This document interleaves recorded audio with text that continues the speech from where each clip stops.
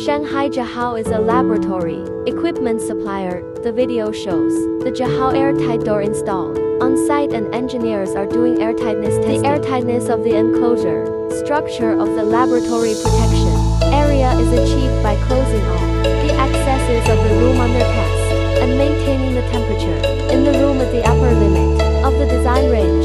When the air pressure in the room rises to 500 PA, the natural attenuation of the air pressure in 20 min is less than 250 PA, and the relative negative pressure in the room reaches negative 500 Pa.